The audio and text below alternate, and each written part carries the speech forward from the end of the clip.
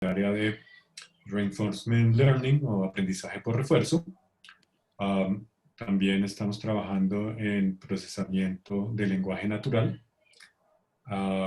y en Machine Learning aplicado a robótica y a robótica social.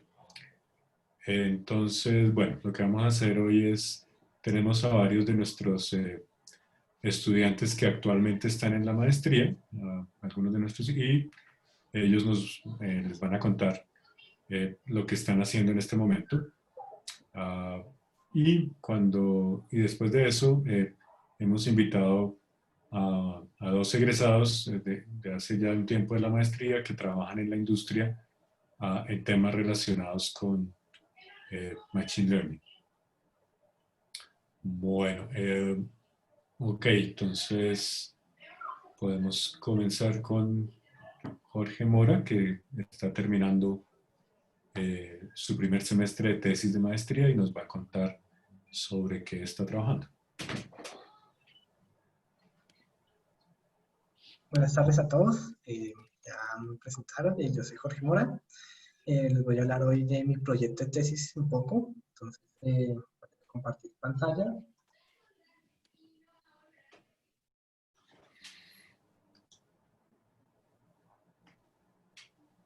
Listo. Mi proyecto de tesis pues, utilizó Machine Learning para hacer un reconocimiento de órdenes multimodales en interacción humano-robot para un asistente de laboratorio. Pues, el objetivo es utilizar los robots tipo Pepper que se tiene en la universidad para que ellos puedan ser una especie de asistentes a los laboratorios, solucionar dudas y también pues que sigan, pues, que hagan seguir las normas de los laboratorios. Pues para eso, pues dividí el problema en varios subproblemas, lo cual son detección de objetos, reconocimiento de voces, reconocimiento de audio. La detección de objetos con el fin de realizar pues, el reconocimiento de los diferentes equipos de laboratorio. Pues, el reconocimiento de voces cuando el fin de que el robot sea capaz de identificar cuando una persona le está preguntando o necesita su ayuda, ya sea cuando no le escuche, y el reconocimiento de ellos para complementar esa necesidad de cuando le estén llamando o para entender alguna pregunta. Perdón, interrumpo. Yo tengo una pregunta. Dime. ¿Cómo podrías lograr que ayude a los estudiantes en los laboratorios? Listo.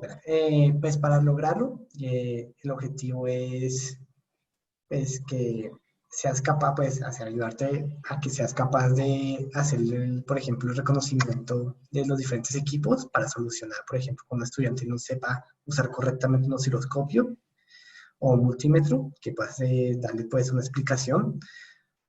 También, pues, digamos, en los laboratorios, para ayudarlos de pronto, darles información importante acorde a la práctica, de pronto tener en cuenta que, digamos, ciertos parámetros que se deben tener,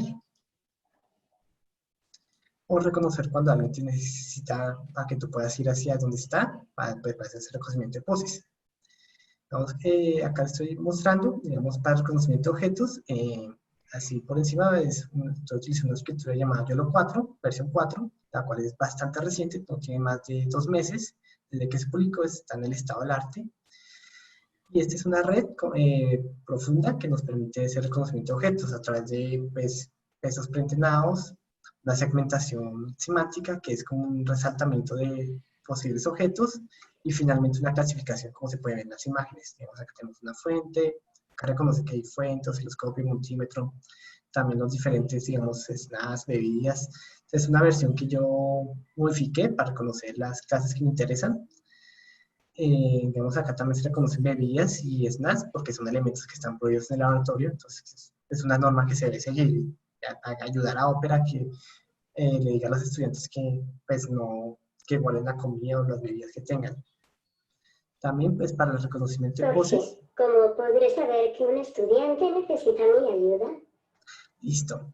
Para eso vamos a usar el reconocimiento de voces, que también es otra red neural, que te permitirá reconocer, pues, una reconstrucción de las diferentes voces de la persona, y el objetivo es que reconozcas cuando alguien esté preguntando, digamos como se ve en la imagen de la izquierda, para que tú puedas ir allá y solucionar, pues, aclare la duda que tenga. Pues debido a la situación actual, pues creó también un ambiente de simulación en Unity, cual permite simular un salón de los que se encuentran en la universidad. Pues se está tratando de que sea lo más fiel posible y vemos acá, tiene diferentes movimientos. Acá les voy a poner un pequeño video. Entonces ya es un video, digamos, de las primeras pruebas, ya con solo la parte de reconocimiento de objetos en el ambiente de simulación. Digamos, donde falta, por ejemplo, poner un poco más texturas a los objetos, digamos, se reconoce la bebida. El generador de señales le cuesta un poco debido a que realmente no tiene color. También el ambiente, pues, trata de simular tanto la resolución de las cámaras de Pepper, o de Opera, como su movilidad, tanto la velocidad como la velocidad de giro, para que pueda realizar, pues, poder hacer la implementación de este sistema. Ya posteriormente, para las siguientes etapas de la tesis, el objetivo es pues, implementar la parte de reconocimiento de audio. Y voy a poner un segundo otro.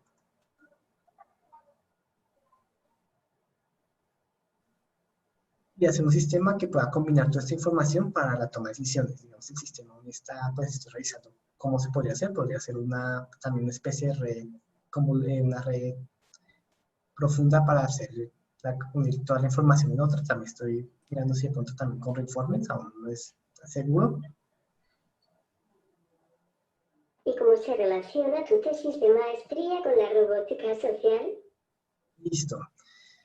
Se relaciona en cuanto debido a que te da las capacidades para interactuar con las personas, digamos en este caso con estudiantes. Entonces te permite ir hacia ellos, reconocer cuando te necesitan ayuda, reconocer diferentes objetos, entonces te da todas esas capacidades que se pueden aplicar en muchos ámbitos, digamos en la casa también se puede fácilmente reconocer objetos para ya sea hacer limpieza, el orden o evitar obstáculos.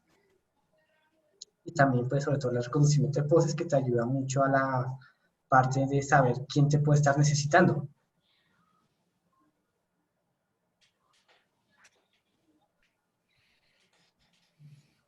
Entonces, pues, en grandes rasgos es mi proyecto. Ok. Muy bien.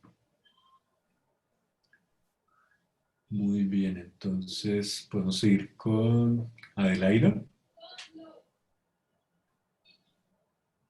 Buenas tardes, ¿ahí me escuchan bien? ¿Ya? Muy bien. Sí, bueno. Bueno, ¿cómo están? Mi nombre es Adelaida Zuluaga. He venido trabajando con Fernando y Carolina desde el semestre pasado. Mi tesis de pregrado, pues bueno, a nivel general, como el área de interés principal es la robótica social. Entonces decidí el semestre pasado hacer una aplicación de atención al cliente por medio de reconocimiento facial, en la que quise como desarrollar esta aplicación en la biblioteca de la universidad para poder integrar a la comunidad uniandina en mi proyecto. ¿Puedo hacer una Entonces, pregunta? sí, ¿Cómo cuéntame. puedo asistir en la biblioteca? Bueno, entonces el semestre pasado la aplicación lo que hacía era detectar y reconocer estudiantes. Entonces, pues bueno, tengo un pequeño video que les quiero mostrar. La idea es que el robot, estando en la biblioteca al ingreso de los estudiantes, pudiera saber cuando hay una persona cerca o bueno, frente al robot y después poderlo reconocer. Entonces les voy a compartir el video.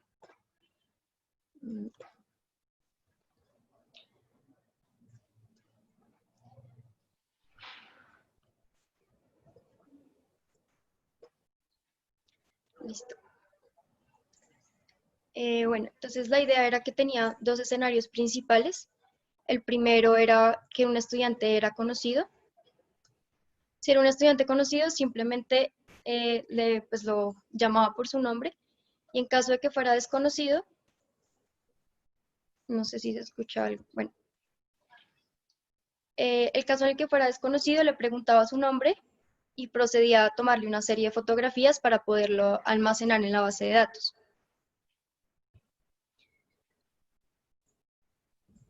Entonces, en ese punto ya le había preguntado el nombre, pues la monita se llama Marlene, y en ese momento ya le estaba tomando las fotografías y después ya asocia las fotos que tomó con el nombre de la persona. Entonces, pues bueno, el objetivo era, perdón, dejo de compartir esto, poder desarrollar todo el sistema en el que pues, se llevaran a cabo estos pasos. Y el póster que hice habla un poco más como a nivel general de la metodología. Entonces, por ejemplo, acá pueden ver cómo en primer lugar está la persona frente al robot. Lleva a cabo un proceso que se llama Viola Jones, un método muy utilizado para la detección de personas. Entonces hacía un recuadro alrededor de la cara de la persona que detectaba y luego procedía a hacer un PCA, que es un proceso de reducción de dimensionalidad, para encontrar con algo que se llama eigenfaces a la persona en la base de datos. Entonces así asociaba si era alguien conocido o desconocido. Entonces, pues a lo largo del proyecto quise como realizar esta primera etapa para algo mucho más completo, que es lo que quiero hacer en la tesis de maestría. Entonces, a partir de esto, pues ya puedo como comenzar un poco más con la interacción entre los humanos y los robots. Entonces, precisamente es como el enfoque que le quiere dar a mi tesis de maestría, algo que se llama procesamiento del lenguaje natural.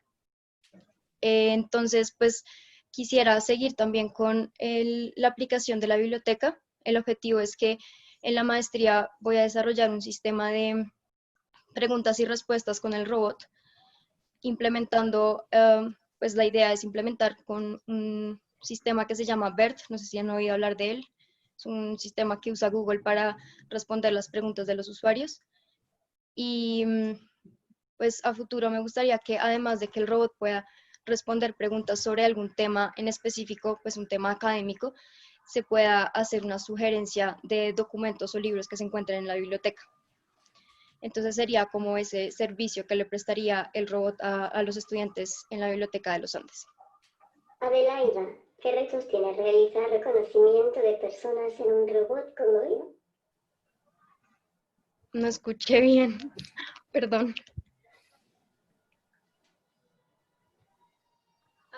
¿Qué retos tiene realizar reconocimiento de personas en un robot como Pepper? Ok.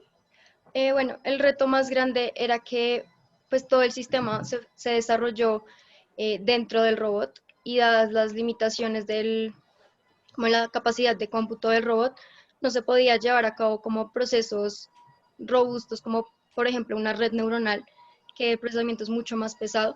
Entonces, digamos que la precisión en el momento de reconocer una persona no era muy alta. Entonces, la limitación más grande es esa, que no pude utilizar, digamos, métodos como tan pesados como, por ejemplo, lo que mencioné, una red neuronal, ya sea ResNet o algo parecido, sino que por eso utilicé eigenfaces, que es algo muchísimo más simplificado, pero la precisión era menor. Entonces, por eso, digamos, bueno, para la tesis de maestría, este sistema no puede correr en el robot precisamente porque es algo que lleva un procesamiento muy pesado y pues las capacidades del robot son limitadas. Okay. Y ya eso es todo. Muy bien, muchas gracias Adelaida. Y finalmente tenemos a Luis Alfredo.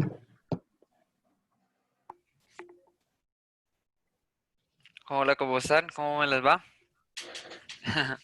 Bueno, mi nombre es Luis Alfredo y llevo trabajando con el profesor Fernando harto tiempo, él tanto en pregrado como en mi otro pregrado, él estuvo presente. Entonces, llevamos trabajando harto tiempo. Entonces, aquí les voy a empezar a compartir un poco sobre lo que yo he trabajado. Entonces, yo trabajo, el problema en el que yo trabajo es algo pues muy relacionado con lo que está haciendo Adelaida, y es Open Domain Question Answering. Entonces yo lo vi más como el problema solo, ella lo ve más aplicado a un contexto específico, que es, por ejemplo, preguntas sobre la biblioteca, sobre temas de la biblioteca, y yo lo vi más como un problema más grande. Yo lo quise tratar como un problema, sí, desde una perspectiva un poco más general. Entonces, pues, ¿cuál es el problema que se quiere resolver. Entonces se tiene un texto y hacer una pregunta, y se hace una pregunta al respecto al texto, y la idea, digamos simplificada, es que uno pueda entregarle a la persona un spam o una pequeña porción del texto que efectivamente da respuesta a la pregunta que se hace. Entonces, pues para una persona es muy fácil hacerlo, pero muchas veces, digamos, la gente que no conoce es cómo se hace para que un computador pueda hacer esto. O sea, esa es como la pregunta más difícil de responder, digámoslo. Entonces, digamos, esta es una pequeña muestra de lo que se hace, pero, lo que les quería decir aquí es que esta es una de las arquitecturas que se han utilizado, pero no, digamos, no, ya está vieja, digámoslo, ya no se usan este tipo de arquitecturas, pero para que se puedan ver es como las interacciones que tiene que modelar este modelo entre la pregunta y el texto para poder efectivamente identificar cuál es el pedacito del texto que tú quieres o que da respuesta a la pregunta, pues requieren todo este tipo de mecanismos que pues, se pueden ver aquí que son complejos. Entonces, en vista de que el objetivo de lo que se quiere hacer, entonces aquí nomás listé algunos datasets que ayudan o que plantean un problema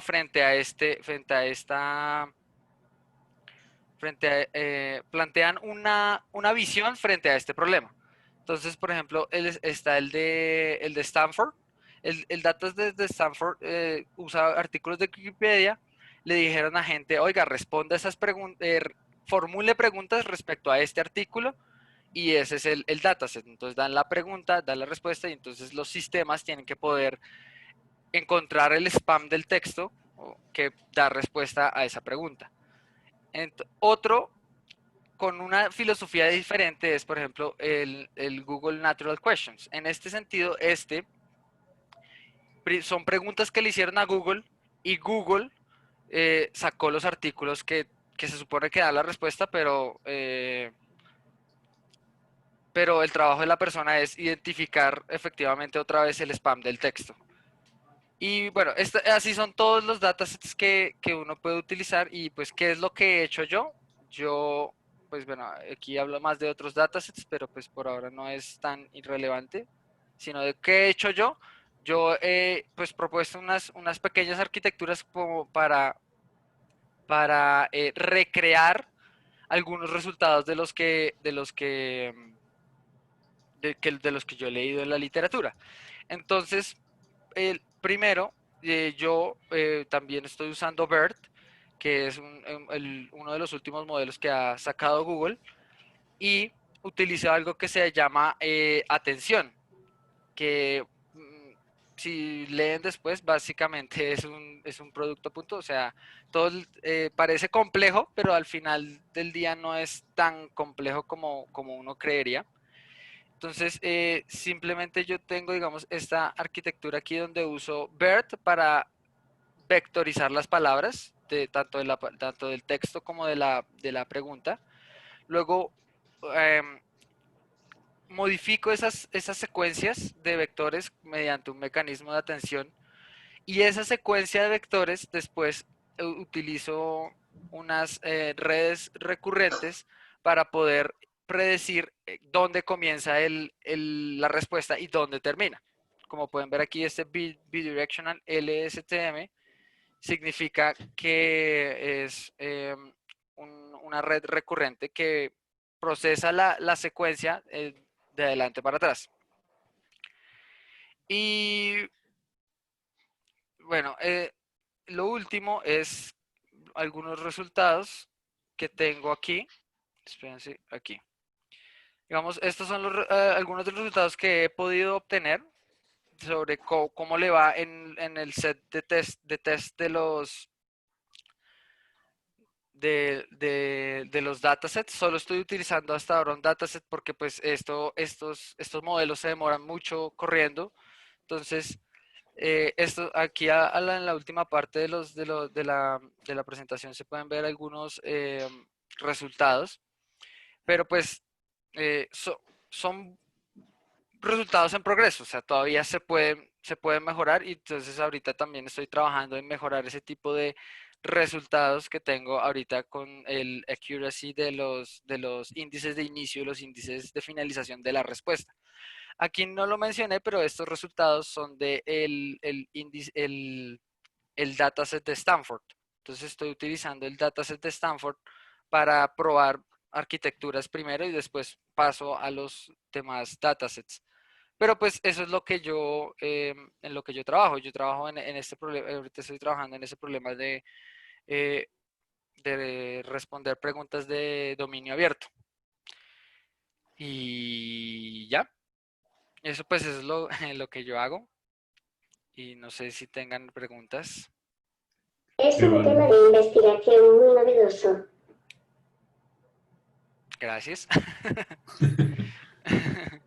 Creo que es una pregunta. Es una pregunta, pero yo le entendí que era muy novedoso.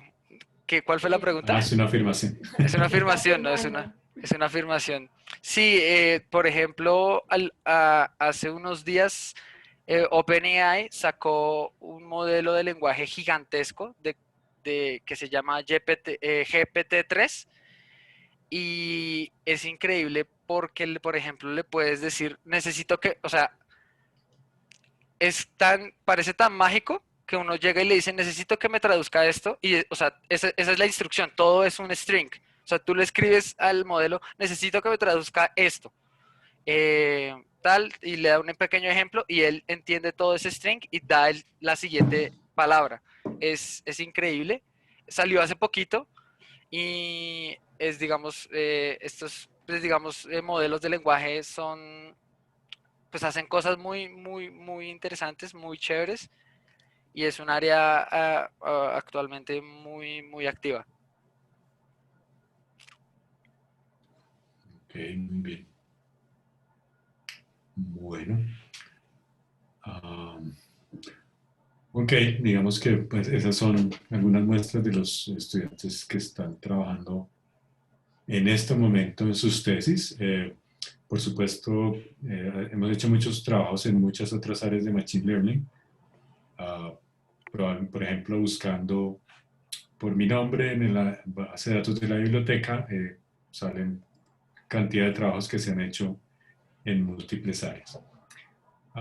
Bueno, ahora hemos invitado a un par de nuestros egresados ilustres que están trabajando en la industria para que nos cuenten su experiencia con respecto a la maestría y el área en que se están desempeñando en este momento profesionalmente.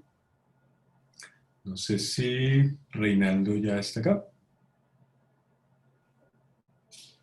Sí, señor. Buenas tardes. Ok. Hola, Gracias. Reinaldo.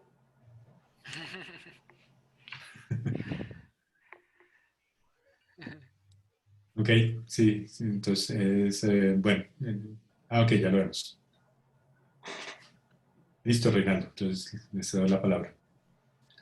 Ok, bueno, Fernando, buenas tardes. Muchas gracias por invitarme. Yo no tengo nada muy grande preparado, simplemente les voy a contar. Yo empecé la maestría en 2005 y la terminé en 2008. Yo era un graduado bastante joven de electrónica y estaba como recién, de ingeniería electrónica, recién desempacado de estudiar inglés y de hacer otros estudios de maestría en un tema completamente diferente que es cine.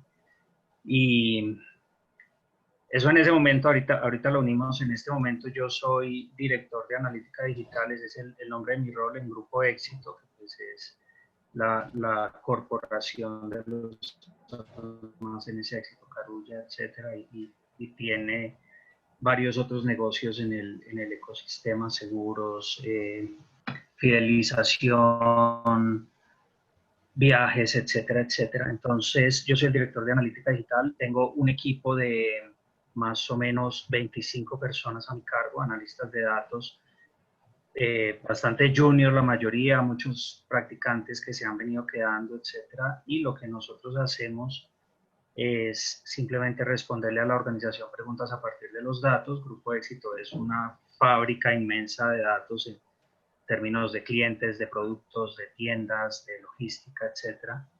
Entonces, lo que nosotros hacemos es responder preguntas desde los datos y felizmente en muchas ocasiones podemos usar herramientas bonitas, sofisticadas de aprendizaje y en general de estadística aplicada para responder esas preguntas. Entonces, por contar algunos ejemplos, hacemos cosas muy vistosas de redes neuronales profundas para identificación en imágenes de agotados en góndola, para búsqueda de productos a partir de fotografías.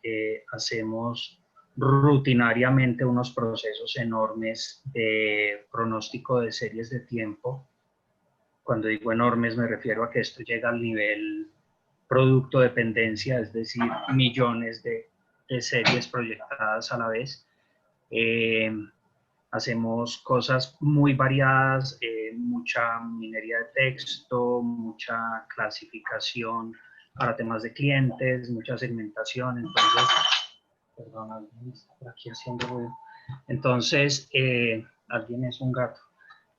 Los muchachos y yo tenemos la oportunidad, pues en el día a día, de aplicar matemáticas, de aplicar algoritmos, de diseñar nuestras propias cosas, de hacer clusterings, de hacer segmentaciones, de entrenar redes neuronales, de ajustar distribuciones.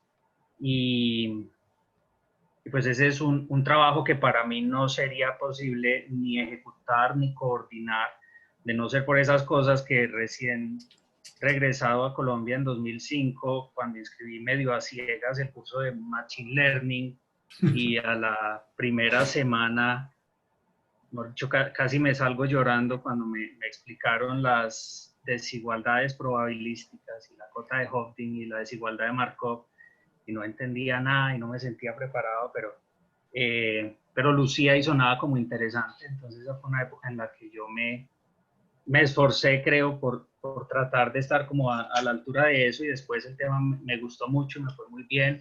Pude hacer unos cursos tutoriales de aprendizaje por refuerzo, que es un tema que aplicamos acá también como con éxito para unos problemas complicaditos.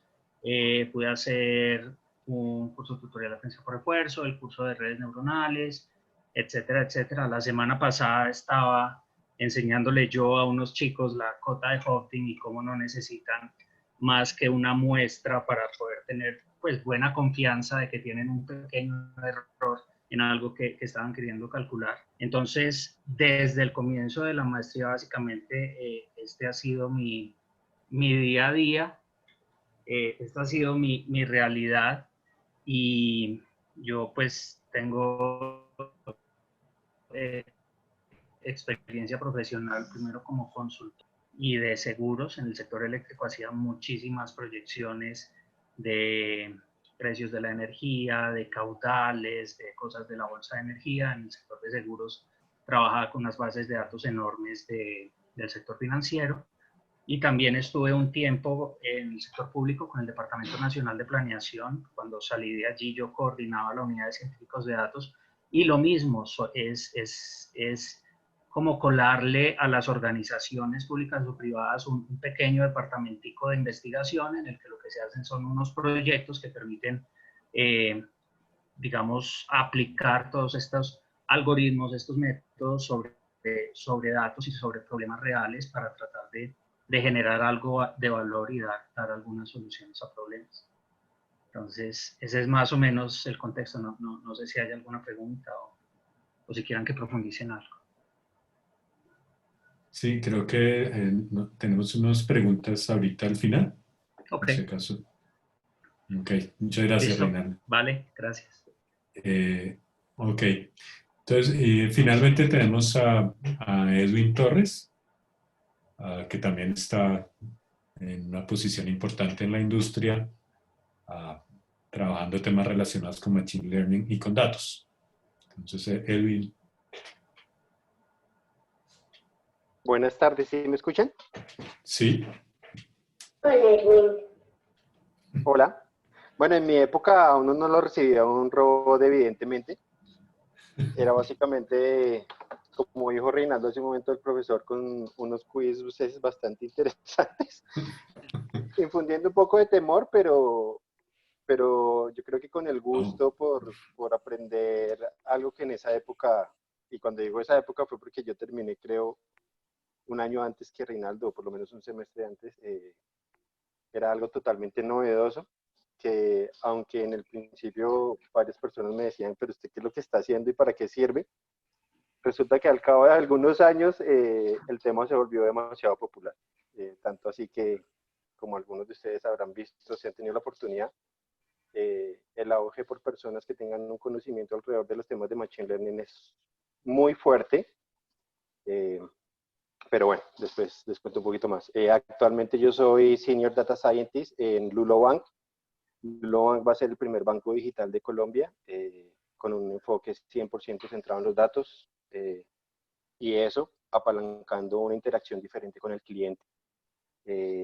Antes de eso, después de mi maestría, estuve pasando un tiempo como docente, haciendo temas de consultoría independiente para temas de segmentación de clientes.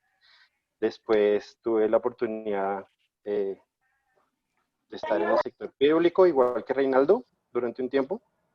Incluso compartí con él durante un momento. Una experiencia bastante enriquecedora porque en el sector público hay demasiados problemas por resolver en donde las técnicas de Machine Learning tienen una aplicabilidad inmensa. Eh, Tal vez lo que pasa en algún momento es que hay falta de capital humano, hay falta de personas especializadas en los temas que los dominen y los entienden de la manera pertinente para demostrar que son realmente eficientes y que pueden generar valor a las instituciones. Después de eso me fui para los laboratorios digitales del Banco Aval, en donde lo que se está haciendo es apalancar la transformación digital de los 4 bancos principalmente, eh, cambiando el enfoque no centrado en un producto, sino centrado en una experiencia del cliente que lo capture y lo enamore, tratando de buscar cómo cambiar la percepción que se tiene de los bancos para hacerlos mucho más amigables hacia las personas. Ahí estuve en el equipo de analítica avanzada, desarrollando modelos en un principio para temas de predicción de incumplimiento de obligaciones financieras, temas de métodos de cobranza que no sean tan abruptos con el cliente, sino que tengan un mejor contexto sobre la persona para poder hacer el proceso de cobranza, temas de segmentación de clientes para colocación de productos, en lo que se llaman como modelos de propensión del siguiente producto a comprar, el siguiente producto a ofrecer, generando un entendimiento mayor del cliente. Ya en la etapa final en ADL estuvimos trabajando cosas sobre temas de atención al cliente, buscando transformar o generar un concepto nuevo alrededor de las oficinas, pensándolas no como oficinas en donde te atiende una persona, sino oficinas en donde te atiende una persona que, perdón, una persona no, te atiende un sistema que te reconoce, que sabe cuáles son tus gustos, que sabe cuáles son tus necesidades y te ofrece el producto que necesitas cuando lo necesitas, tratando de buscar un balance que favorezca las finanzas de las personas. Me llamó mucho la atención, voy a notarlo aquí, es lo que está haciendo Adelaida y Luis, porque pega mucho con lo que se está buscando en ese sector. Y hay iniciativas centradas en innovación, en investigación, buscando aplicar estos métodos, evidentemente para mejorar el relacionamiento con el cliente. Y ya después, a lo último, me fui para Lulubank con una opción de comenzar a visualizar la banca, una banca mucho más incluyente, buscando bancarizar a ese amplio espectro de personas que no tienen acceso a los servicios financieros, tratando de generar un entendimiento mucho más completo sobre las personas. Todo esto ha sido utilizando diferentes métodos y técnicas, en realidad, desde lo más clásico hasta lo más moderno. Y por lo más moderno me refiero a algún tipo de análisis de texto utilizando redes profundas, utilizando algunas estrategias de aprendizaje por refuerzo, que es el área que más me llama la atención, para poder entender un poquito cómo es el flujo de las personas dentro de una aplicación, en esos procesos cuando están aperturando un producto, cuando van a adquirir algo, para poder tener un mayor entendimiento. Y bien, básicamente en eso es en lo que he estado trabajando y sigo trabajando. No más. Bueno, ok, muchas gracias, Edwin. Bueno, no sé, María Paula, ¿recolectaste algunas preguntas Sí, de la tenemos, audiencia? sí, 3 preguntas. La primera es, ¿qué tan fácil se integra un sistema como el de Adelaida con un sistema operativo gratuito como Android en bibliotecas que no pueden costearse un robot? Wow. Bueno, entonces, pues precisamente como respondiendo a esa pregunta, bueno, actualmente me encuentro trabajando en una aplicación, pues leyendo la siguiente pregunta también, que es para una compañía que también está interesado en hacer un conteo de los clientes que ingresan a un local. Para eso simplemente estoy utilizando pues cámaras convencionales y se hace todo bajo, pues usando una Raspberry y el sistema operativo de Linux, que es un poco más como, pues sí, es gratuito. Entonces en ese sentido es como más fácil su implementación. Entonces sí, o sea, es posible hacer este tipo de implementaciones en sistemas operativos gratuitos. Gracias. Otra pregunta para Jorge. Dice, ¿la identificación de patrones de posición podría ayudar a identificar malas prácticas físicas o mal uso de herramientas en la industria para prevenir accidentes laborales? Sí se podría llegar a aplicar eso, digamos, hay modelos que tienen un poco más, que los he revisado, tienen más puntos de articulaciones, entonces podría ser una revisión mejor.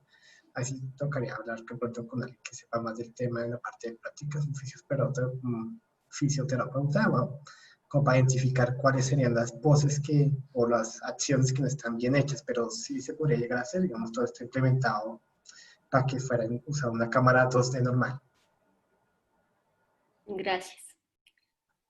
Otra pregunta, ¿existe alguna línea de investigación en el área que consiste en optimizar los algoritmos de Machine Learning?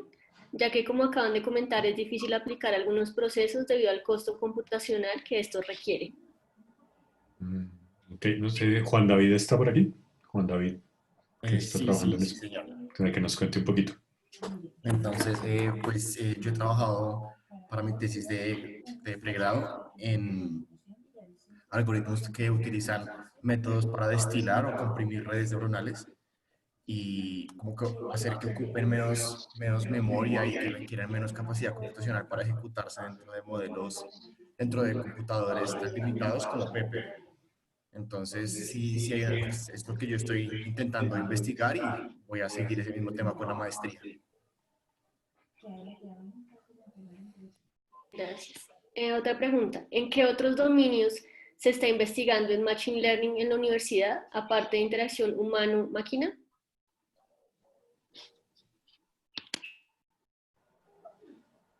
Bueno, en la universidad hay muchísima gente haciendo Machine Learning. Digamos que en particular nosotros estamos interesados en, por ejemplo, en aprendizaje por refuerzo, no necesariamente relacionado con robótica social. ¿Okay? Entonces, por ejemplo, se trabajan algunos problemas de transferencia de aprendizaje, que quiere decir un agente que aprende a realizar una tarea, quiere utilizar el conocimiento que adquirió aprendiendo esa tarea para ahora aprender una tarea más complicada. Por ejemplo, Carolina Higuera, que también está con nosotros, trabajó en aprendizaje por refuerzo multiagente para el control de luces en las calles de Bogotá, por ejemplo. Y realmente tiene muchas aplicaciones de aprendizaje por refuerzo. Como digo, pues tenemos muchísimas aplicaciones el paradigma más simple, que es el paradigma de clasificación. Entonces, reconocimiento de rostros, reconocimiento de personas, de todo tipo de objetos en imágenes, en video, etc. Hay una gran cantidad de aplicaciones que se han desarrollado. Otro interés particular es, ahora relacionado con esto de desarrollo de drogas, es lo que yo llamo aprendizaje de estructuras combinatorias, es decir, aprender sobre qué tipo, por ejemplo, de combinaciones o cócteles de drogas son apropiados para un tratamiento versus una cantidad exponencial que pueden no ser. pero bueno, digamos que estamos interesados en toda suerte de aplicaciones a problemas prácticos y pues también en desarrollo de nuevos algoritmos. Muchas gracias. Tenemos otra pregunta que dice, ¿actualmente hay alguna colaboración en el área de Machine Learning junto con el Departamento de Ingeniería de Sistemas, específicamente con el laboratorio Colibrí? Sí, de hecho, muchas de las actividades que se trabajan en robótica social con el desarrollo de habilidades para estos robots semi-humanoides tipo Pepper los trabajamos directamente en Colibrí. Estamos en contacto permanente con profesores de ingeniería de sistemas, en especial con el profesor Tiberio. Todavía no se han dado la oportunidad de tener proyectos en conjunto, pero pues siempre hemos estado abiertos a ese tipo de participaciones. Muchas gracias. Bueno, esas eran las preguntas que teníamos. Muchas gracias a los profesores Fernando y Carolina. Les recordamos el contacto, se los voy a poner aquí en el chat por si tienen preguntas sobre la maestría y sobre el ingreso a maestría o a especializaciones o doctorado, todos los programas de posgrado del departamento. Entonces ahí les pongo el contacto y invitarlos, les voy a compartir un momento. Tenemos a continuación 2 charlas más, una con el profesor Nicanor y Juan Pablo Martínez y la última con la profesora Alba Ávila, para que también se conecten. Y bueno, muchas gracias por haberse conectado y por acompañarnos en esta tarde. Con gusto. Bueno, Muchas gracias por asistir. Que estén muy bien. Muchas gracias. Bueno, muchas gracias a todos los estudiantes, a Reinaldo, a Edwin, muchas gracias por colaborarnos. Muchas gracias. Muchas gracias por la invitación. Hasta luego. Luego.